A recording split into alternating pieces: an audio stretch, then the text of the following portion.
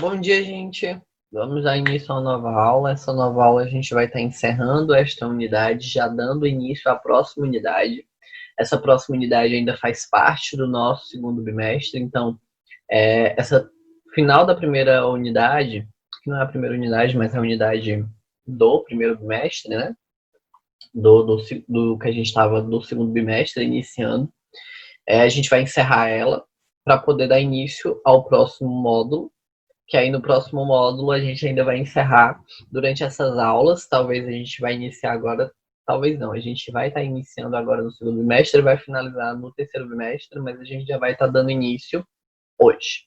Então a gente só vai finalizar essa parte que tem relação também com o que vocês estão apresentando nos trabalhos de vocês, né? Então a gente até já falou um pouco sobre isso na parte da videochamada. No videochamada antes da chamada de vocês iniciarem os trabalhos.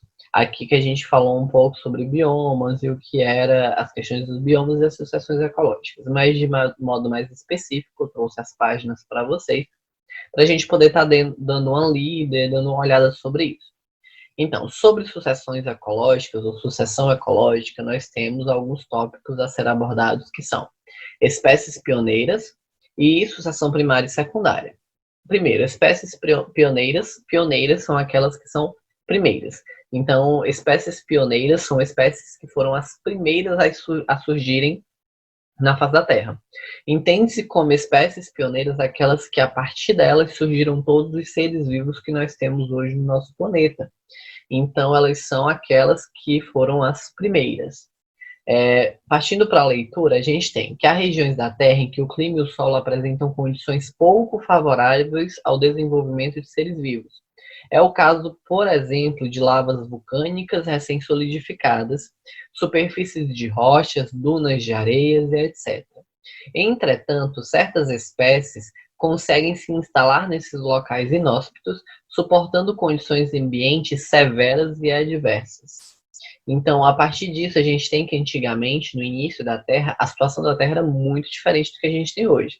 O nível de oxigênio era baixo, o nível de hélio, de nitrogênio era alto, nós não tínhamos uma camada de ozônio, nós não tínhamos uma camada de gases estufa, nós tínhamos muita lava e muitos vulcões ativos. Então, era uma região inóspita para qualquer ser vivo conseguir sobreviver. Porém, nós tivemos uma espécie pioneira que conseguiu se adequar a este ambiente, se adequar a estas situações e continuar vivo e se reproduzir. Essas espécies iniciais foram chamadas de espécies pioneiras. Daí a gente tem que a colonização pelas espécies pioneiras modifica as características, bem aqui, ó, originais do lugar, reduzindo as bruscas variações de temperatura do solo, que contribui para a manutenção do certo grau de umidade. O material orgânico proveniente da decomposição dos organismos pioneiros acumula-se no solo, aumentando a quantidade de nutrientes disponíveis e a retenção de água. Então, aqui a gente tem algumas características que fazem com que as espécies pioneiras elas consigam se adequar ao ambiente e acabar transformando o ambiente na qual se adequam. Aqui na figura 21 a gente tem, por exemplo, espécies pioneiras em habitats inóspitos, como gramíneas na areia e líquens em rochas nuas, né? No caso do nada, se aparecem espécies, aqui são de plantas, espécies que conseguem sobreviver num ambiente em que dificilmente outras espécies conseguiriam sobreviver. Esse processo gradativo de colonização de habitat em que a composição das comunidades vai se alterando, é denominado sucessão ecológica. Uma coisa vai sucedendo outra, sucedendo outra, e essa sucessão vai acabar modificando o ambiente em que tudo aquilo acontece. Primeiro, nós temos o que chamamos de sucessão primária, que no processo de sucessão, a área inicialmente desabitada, ela apresenta condições altamente desfavoráveis. Então, esse primeiro processo é chamado de sucessão primária, em que o ambiente está intocável, está natural, não tem possibilidade de existir vida. E outro tipo de sucessão, denominada de sucessão secundária, ocorre em locais desabitados, mas que já foram anteriormente ocupados por comunidades biológicas. Por isso, as condições são mais favoráveis ao estabelecimento de seres vivos. É o caso de campos de cultivo, florestas derrubadas, áreas destruídas por queimadas ou lagos recém-formados. Esses ambientes já tiveram espécies, seja de plantas ou de animais, mas por algum motivo externo houve a modificação daquele ambiente e a perca daquelas espécies, surgindo novas espécies. Então, essas espécies novas são consideradas espécies pioneiras daquele ambiente, porém de uma sucessão secundária. Aqui a gente tem uma imagem com a identificação de um histórico de um solo, né? A gente tem um solo sem vegetação, aí surgem as plantas pioneiras, a partir da polinização e da multiplicação. Essas plantas pioneiras, elas tornam-se em gramíneas e pequenos arbustos, até se tornar uma vegetação arbustiva, e depois de um tempo também se transformar numa floresta intermediária, e dessa floresta intermediária, a gente ter uma floresta semelhante à original, que era antigamente, considerando uma sucessão secundária. Aqui a gente tem, olha, um segmento, né, que a sucessão em um campo de cultivo abandonado, onde anteriormente existia uma floresta, tenderá a atingir esse mesmo tipo de comunidade final, passando por uma sucessão de comunidades intermediárias, como campos, arbustos, floresta intermediária e floresta semelhante. A cada estágio do processo de sucessão, a comunidade modifica a estrutura física do habitat e as condições climáticas locais, originando nichos ecológicos novos que favorecem a chegada de novas espécies. Com isso, as espécies mais antigas vão sendo gradualmente substituídas pelas novas que se estabelecem no local, certo? Então, aqui a gente tem aqui essas características relacionadas à sucessão ecológica secundária.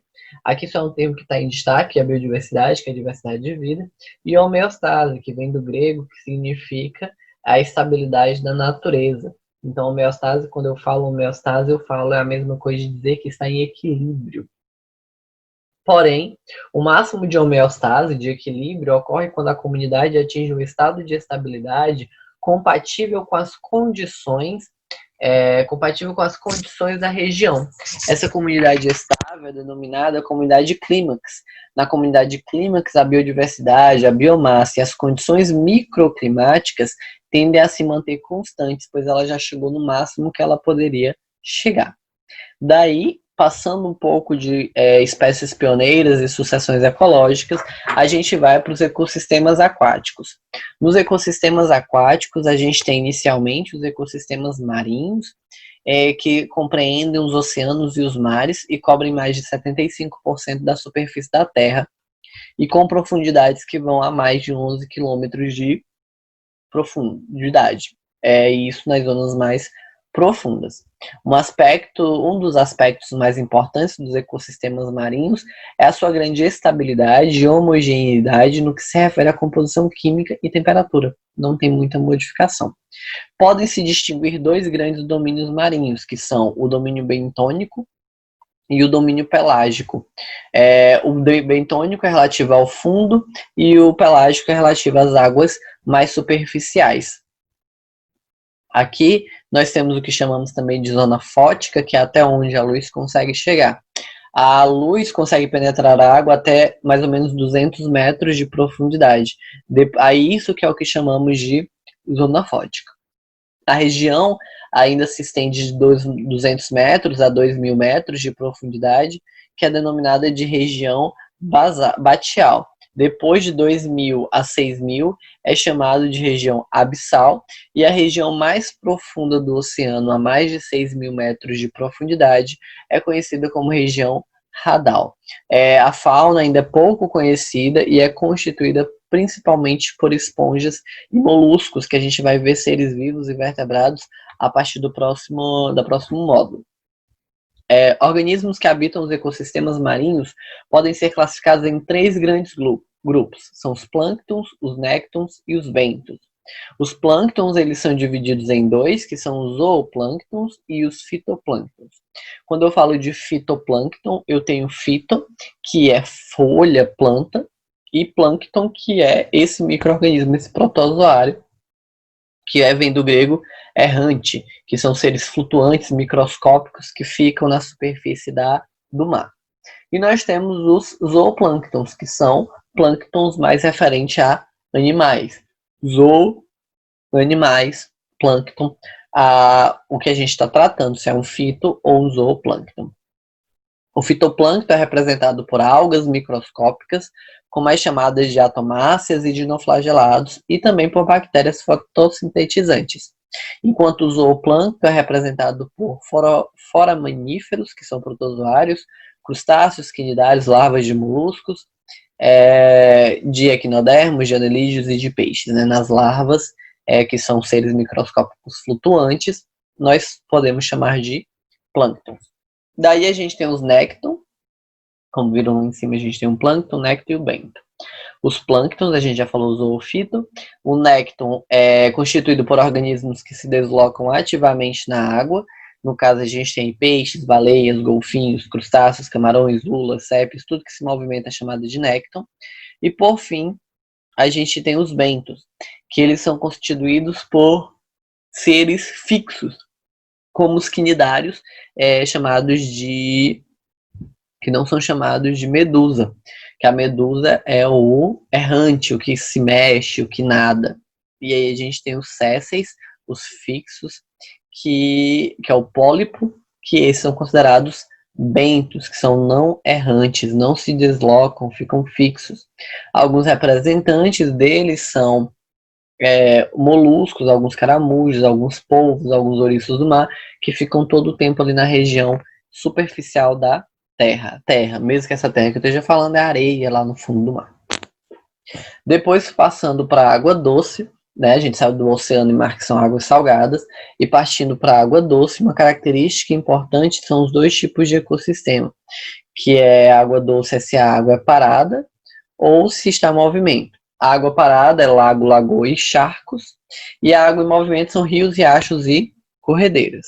Antes de dar continuidade, na parte textual, queria que vocês dessem uma olhada nessas imagens, em que a gente tem aqui, ó, na letra B, que é esse daqui, na letra A, quer dizer, um plâncton fotossintetizante, né, um fitoplâncton. Aqui na letra B, a gente já tem um zooplâncton.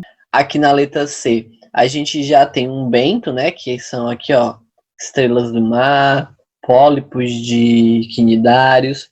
E na letra D, a gente tem os néctons, né, que são os mais conhecidos, os mais comuns, os que conseguem ser identificados mais facilmente. Só para finalizar aqui, ó, que a gente é uma imagem da região que a gente estava falando antes, do profundismo. A gente tem as zonas de maré, a plataforma continental, que é onde as pessoas normalmente ficam nadando, que alcançam o pé no chão. A partir daqui a gente tem as zonas, né, as regiões.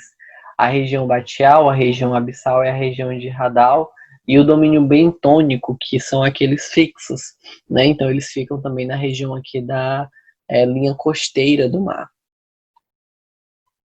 Lagos, lagoas e charcos geralmente apresentam maior biodiversidade, trazendo agora para a água doce, né, algumas características sobre que há a presença também de fitoplânctons, zooplânctons em água parada. E o maior ecossistema do mundo são o Lago de Baikal, localizado na Sibéria, e o Lago de Tanganyika, na África.